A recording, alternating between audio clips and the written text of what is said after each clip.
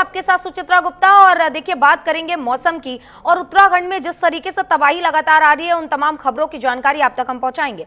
देखिए, उत्तराखंड में बाढ़ और बारिश का कहर लगातार इन दिनों जारी है। बाढ़ और बारिश के बीच लगातार सीएम धामी भी एक्शन में नजर आ रहे हैं। आपदा को लेकर सीएम धामी ने वर्चुअल बैठक ली है और सीएम ने जिला मजिस्ट्रेट के साथ समीक्षा बैठक की है। 13 जिलों में राहत बचाव कार्य की जानकारी इस दौरान सीएम धामी ने ली। तो उत्तराखंड के मुख्यमंत्री पुष्कर सिंह धामी ने वीडियो कॉन्फ्रेंसिंग के जरिए जिला अधिकारियों की बैठक ली है। इसी के साथ विकास और वर्षा यानी कि बारिश के बाद से राहत कार्यों की समीक्षा भी की है।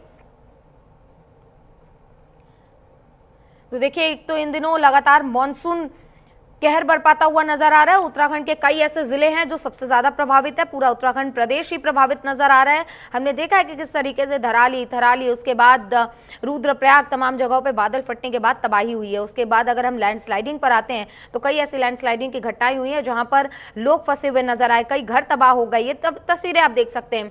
पहाड़ों से जो कभी नाले बनकर बहा करते थे, इन दिनों वो नाले भी उफान पर है। प्रशासन ने चेतावनी जारी की है कि इन सभी नालों से, नदियों से दूर रहें। न सिर्फ इतना, बल्कि नदियां इस वक्त तूफान पर है। लगातार हो रही बारिश की वजह से यमुना नदी का जलस्तर बढ़ा हुआ है, गंगा नदी का जलस्तर बढ़ा हुआ है। तमाम ऐसी जगह है जहां पर जलस्तर बढ़ा हुआ है और निचले इलाकों में पानी भी घुसा हुआ है।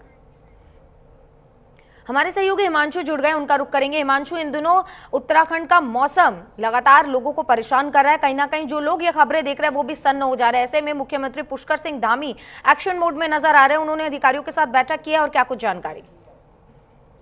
सुचित्रा, उत्तराखंड के मौसम की बात कर ली जाए तो सबसे पहले अगर आज हम मौसम की बात करें तो 4 जिलों में जो है मौसम विभाग ने येलो अलर्ट जारी किया है, जिसमें देहरादून, पौड़ी, इसके अलावा कुमाऊं मंडल के 2 जिले बागेश्वर और नैनीताल में जो है भारी बारिश का जो है येलो अलर्ट जारी किया है। वहीं क्योंकि मौसम विभाग ने साफ तौर पर ये कहा है कि आने वाले 1 सप्ताह तक उत्तराखंड में अब रुक रुक के बारिश होगी, क्योंकि मानसून का जो सीजन है उत्तराखंड में 15 जून से शुरू होकर तकरीबन 15 सितंबर तक माना जाता है, और मानसून अब धीरे धीरे जो बारिश की रफ्तार है वो धीमी हो चुकी है। वहीं क्योंकि आज मुख्यमंत्री पुष्कर सिंह धामी ने मुख्यमंत्री आवास में जो है वर्चुअल मीटिंग ली है जिलाधिकारियों की, जिसमें प्रदेश के 13 जिलों के जिलाधिकारी जुड़े। इस दौरान उन्होंने आपदा राहत बचाव कार्यों की समीक्षा भी की और साथ ही साथ जो है दिशा निर्देश भी दिए किस तरीके से राहत बचाव कार्य आने वाले दिनों में होने चाहिए, क्योंकि उत्तराखंड में अभी इस वक्त जो है केंद्र की टीम जो है आई हुई है, और केंद्र की जो टीम है गृह सचिव की अध्यक्षता में यहाँ पर जो है अब आकलन करने के लिए आज सुबह अलग अलग जनपदों के लिए, यानी जहां जहां पर आपदा आई थी,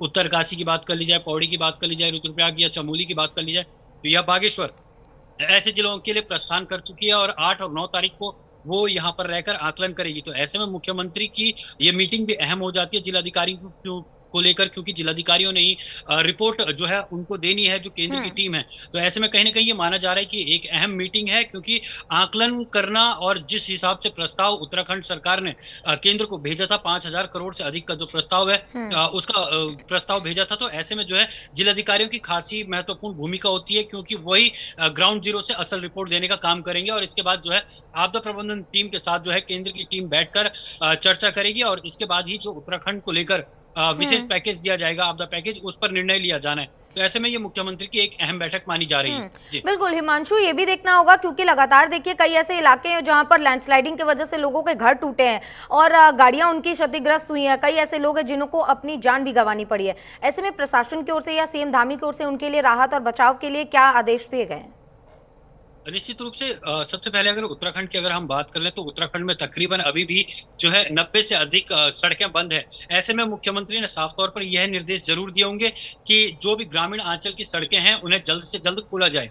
इसके साथ ही अगर बात कर ली जाए प्रशासन की ओर से तैयारियों की, तो मुख्यमंत्री लगातार यही कोशिश कर रहे हैं कि जो भी जिलाधिकारी हैं उनको दिशा निर्देश देते हुए कि अलर्ट मोड पर 24 घंटे रहें, क्योंकि अभी भी जो मानसून का सीजन है वो गया नहीं। तो ऐसे में कयास यही लगाए जा रहे हैं कि आने वाले दिनों में उत्तराखंड में जिस हिसाब से बारिश देखने को मिल सकती है, तो अभी भी जो है अलर्ट रहने के निर्देश साफ तौर पर दिए गए हैं। जी बिल्कुल हिमांशु, ये भी जानना होगा क्योंकि देखिए पीएम मोदी के दौरे से जुड़ी जो जानकारी सामने आ रही है कि कई प्रभावित प्रदेशों का दौरा कर सकते हैं, उत्तराखंड को लेकर कुछ जानकारी सामने आई?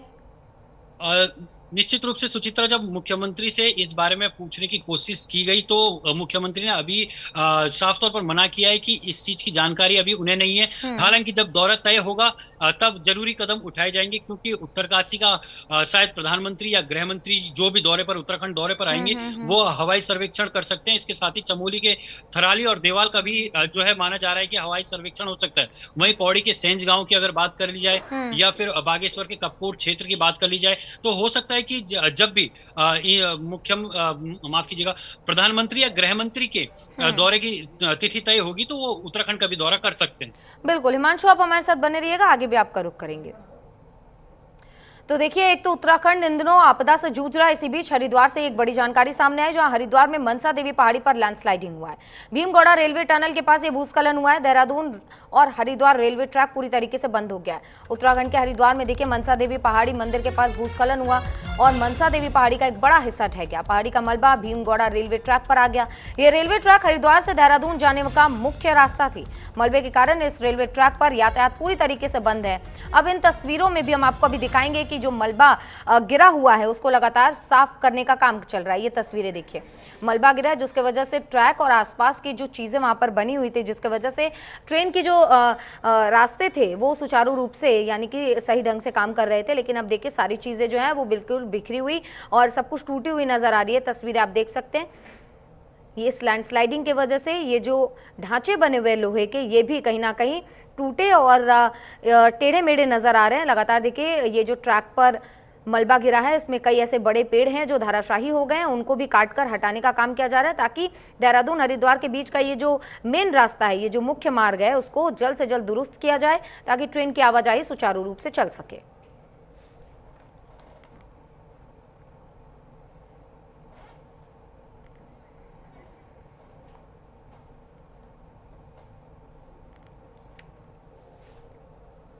को कंट्रोल रूम जनपद से फोन आया कि ट्रैक पे मलबा आ गया है। पूर्व में भी 1 महीना पहले यहाँ मलबा आया था और रेलवे ट्रैक जो कि हरिद्वार से थोड़ा सा आगे मोतीचूर के टुवर्ड्स से वहाँ पर मलबा आया है।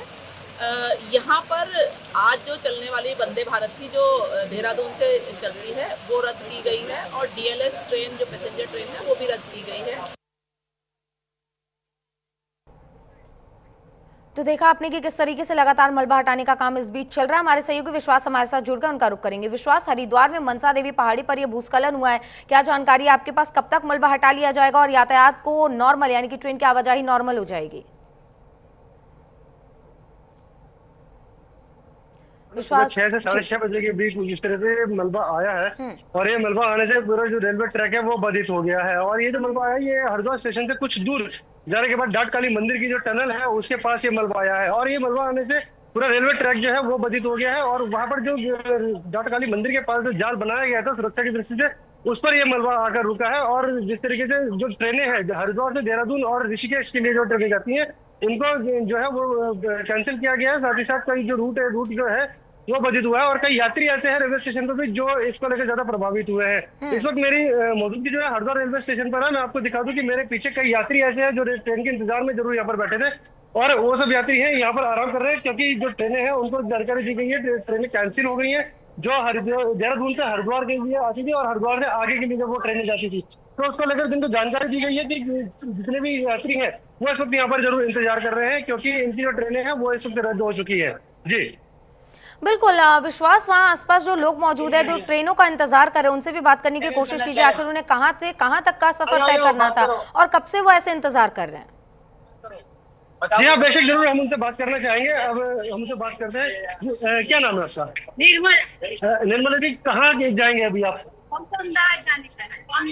तो ट्रेन के बारे में क्या जानकारी दी गई है आपको कि ट्रेन यहीं से बनकर चल रही है देहरादून से?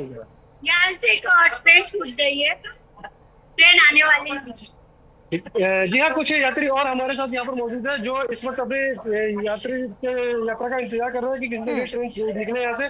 जी, क्या नाम है माता जी आपका? नहीं बोल रहे थे। हम और जानकारी लेना चाहेंगे जरूर। क्या नाम है आपका? कृष्णा जी, कहाँ के लिए यात्रा कर रहे हैं आप? हम उड़ीसा के लिए यात्रा कर रहे हैं। तो आपसे ट्रेन के संबंधित कुछ जानकारी दी गई जिस तरीके से ट्रेन आएगी या क्या है व्यवस्था? हम लोग तो पता नहीं, फिर सब यहाँ बैठे हैं। 5 बजे आएगी जानकारी ये मिल रही है। तो ट्रेन यहीं से बंद है सर, लेकिन कहा हरिद्वार से या देहरादून की तरफ से आ रही है? लेकिन हमें यही जाता है। यहाँ कुछ यात्री और हमारे साथ यहाँ पर मौजूद हैं, कुछ जिनकी ट्रेन जो है देहरादून से बनकर आने की, लेकिन वो नहीं पहुंची है। जी, क्या नाम है आपका? मेरा नाम कामिनी है। हमारी ट्रेन यहाँ से ही लेकिन आने वाली नहीं, रद्द की गई है। हम परेशान है, कहाँ जाए, लग्जरी में जाए, कल जाए और दूसरी जगह पे ठहरे, पता नहीं क्या करे। हम लेडीज हैं। जी हाँ, कुछ यात्री ऐसे हैं जिनको अभी कशमकश बनी हुई है इस चीज को लेकर कि यात्रा किस तरीके से करी जाए, क्योंकि ट्रेन जो है बिल्कुल। वो इस वक्त रद्द कर दी गई है और प्रशासन की ओर से रेलवे प्रशासन की ओर से कहा जा रहा है जो पूरा जो रूट है वो शाम के 5 बजे तक जाकर कहीं सुचारू हो पाएगा। जाहिर सी बात है। तो देखिए, आवाजाही भूस्खलन के बाद से लगातार पटरी से मलबा हटाने का काम इस बीच चल रहा है। यात्रियों को काफी परेशानी भी हो रही है, लेकिन लगातार प्रशासन की ओर से कवायदें चल रही हैं। तमाम जानकारियों के लिए विश्वास आपका धन्यवाद।